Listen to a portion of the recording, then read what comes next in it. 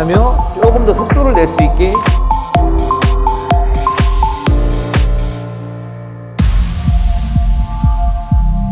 백드라이브를 걸 때 네트에 걸리거나 스매싱을 할 때 하늘로 날리는 분들, 라켓 각도, 자세 등 여러 가지 문제가 있을 수 있지만 손목 문제일 수 있습니다. 오늘은 손목이 사용되는 상황에서 손목이 잘못 사용되는 부분과 적절한 사용법에 대한 원포인트 레슨을 준비하였습니다. 손목은 탁구에서 중요한 요소로서 순간 임팩트와 코스를 가를 때 등 여러 가지 순간에 유용하게 사용할 수 있기 때문에 중요한 요소라고 볼 수 있는데요.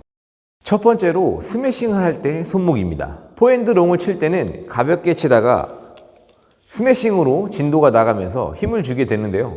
예를 들어 임팩트를 주기 위해 힘을 주는데 이때 손목에 힘이 가해지는 경우가 많습니다.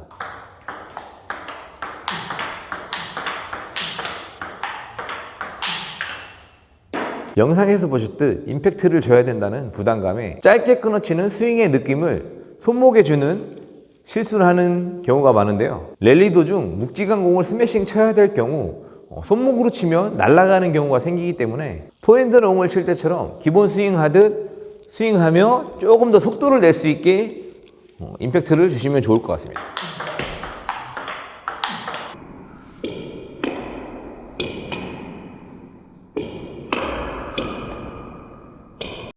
두 번째는 쇼트를 하면서 손목 쓰는 부분입니다.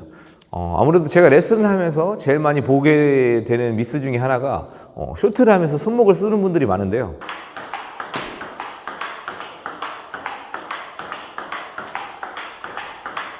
쇼트의 첫 번째 개념은 상대방이 쳤을 때 디펜스하는 개념과 조금 더 안전하게 밀어줄 수 있는 쇼트, 이런 느낌이 중요하기 때문에 손목 사용은 조금 독이 될 수 있는데요. 손목을 사용한다 생각하면 쇼트의 개념이 아니고 푸시의 개념으로 가야겠죠. 쇼트에도 이런 손목 사용이 된다면 상대방이 공격을 했을 때 손목이 또 나가는 경우가 많기 때문에 상대방 공격을 좀 더 안전하게 받을 수 있는 경우가 없습니다. 그래서 손목을 사용해야 하는 상황이라면 센 공이 아닌 내가 칠 수 있는 공, 약간 떠오고 힘이 없는 공을 칠 때 손목을 사용하셔야 합니다.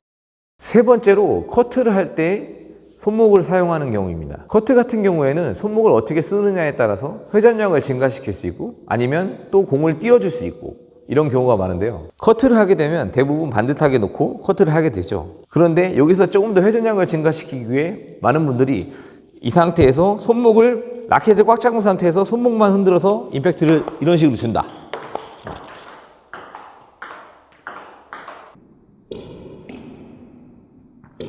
이런 식으로 준다 보면 공이 왔을 때 라바에서 공이 뒤로 밀리는 경우가 많습니다.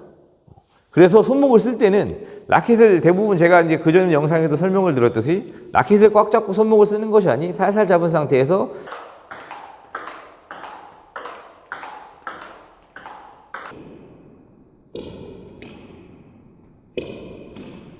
이 손가락에다가 엄지하고 검지에다가 느낌을 주면서 살짝 다시 잡아준다. 살짝 잡았다가 다시 꽉 잡아주는 느낌. 카트를 할 때도 이런 느낌이 중요합니다.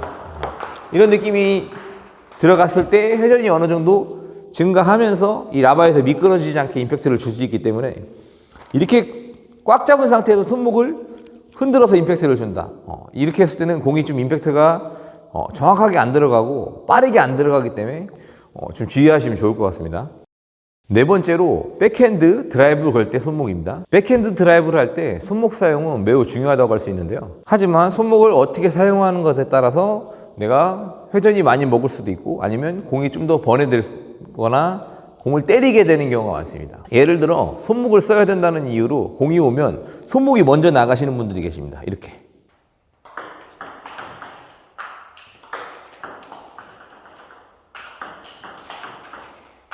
팔과 손목이 같이 아닌 손목이 먼저 나갈 경우에 아무래도 빨리 엎어지기 때문에 라켓 공의 윗면을 때리거나 아니면 잘 안 맞으면 또 라켓 끄트머리에 맞거나 이런 미스를 자주 하게 되는데요. 백드라이브는 손목이 먼저 나가기 전에 팔로 되는 스윙이 먼저 된 다음 팔이 손목을 좀 더 이끌어 나갈 수 있게 같이 박자를 맞춰 나가면서 연습을 자꾸 하셔야지 파워와 정확성 그리고 회전까지 얻을 수 있는 좋은 기회가 생길 겁니다.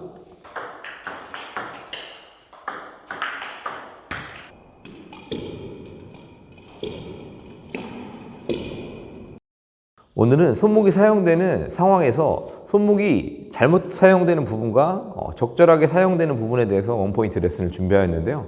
다음 시간에는 서비스나 리시브 그리고 플릭 등 좀 더 기술적인 부분에 대해서 원포인트 레슨을 준비하겠습니다. 오늘도 끝까지 시청해주셔서 감사합니다.